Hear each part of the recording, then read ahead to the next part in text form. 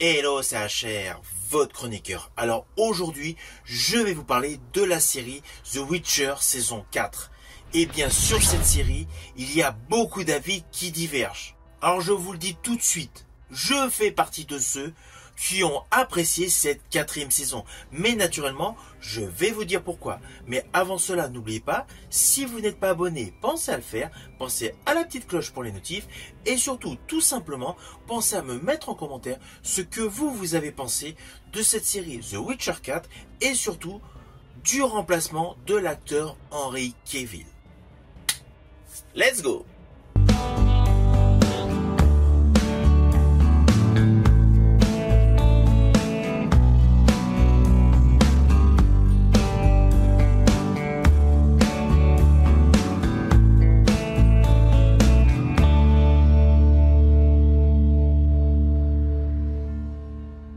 Alors tout d'abord, petit rappel des différentes saisons en termes de qualité. La première saison se déroulait sur plusieurs timelines et était excellente. Selon moi, cela reste quand même à ce jour la meilleure saison des 4. En plus, Henry Cavill, j'estime coller parfaitement au personnage. La saison 2 s'écartait quelque peu de l'univers de The Witcher et n'était pas transcendante. Mais par contre, il n'y avait plus l'effet des différentes timelines. La saison 3, on ne va pas se mentir, je l'ai trouvé catastrophique. Pourtant, il y avait Henry Cavill dans le rôle du sorceleur, mais je l'ai trouvé catastrophique. Je n'étais pas du tout hypé par cette série une fois que je l'avais vue. Implicitement, on va pas se mentir, j'avais quelques préjugés vis-à-vis de la saison 4. La saison 3 ne m'avait pas plu, et en plus, on change d'acteur pour le rôle du sorceleur.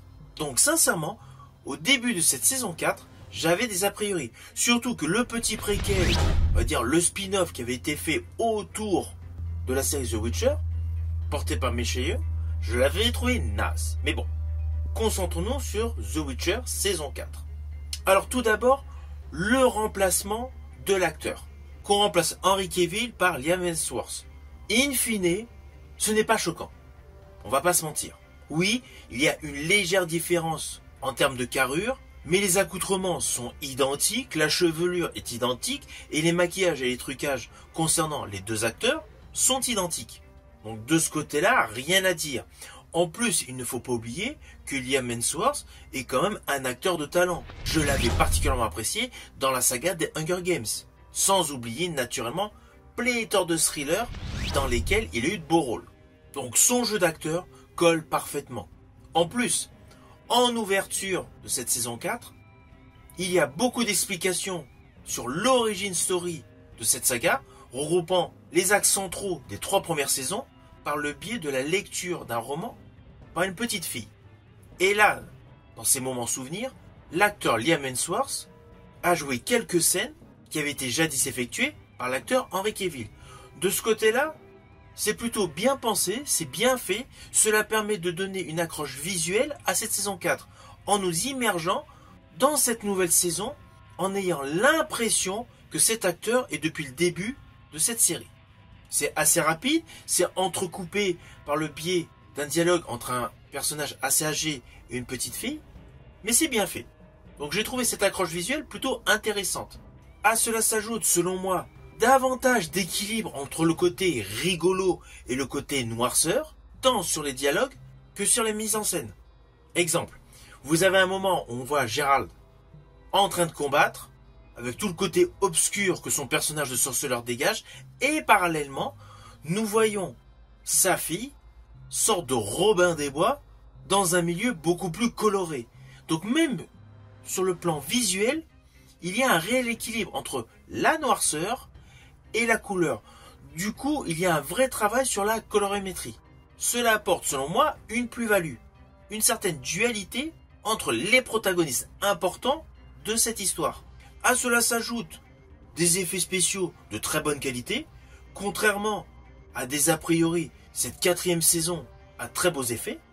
Ainsi, on retrouve tout l'univers visuel de cette série The Witcher, avec une dimension horrifique qui alterne avec une dimension mélancolique. Et tout ce qui est combat reste extrêmement solide. À la différence c'est que dans cette saison 4, l'avantage de cette nouvelle histoire, c'est que cela nous présente le sorceleur avec des postures en faiblesse.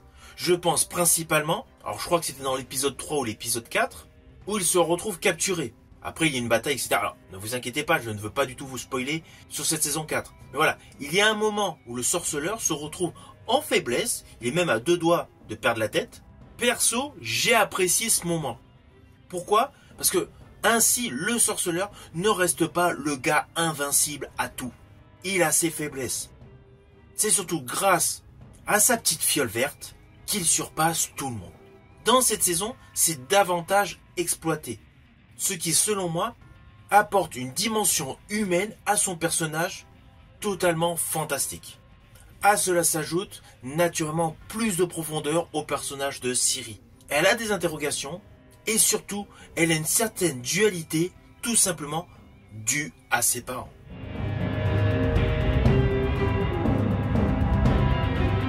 Alors au final, naturellement, c'est une saison que je vous invite à découvrir.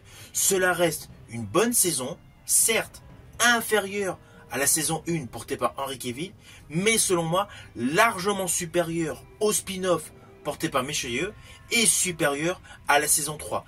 Je la mettrai à jeu égal avec la saison 2 portée par Henry Cavill. Donc n'hésitez surtout pas à vous faire votre propre opinion en la regardant. De ce fait, pensez également à me mettre en commentaire votre tour. Je vous dis à bientôt pour une prochaine vidéo.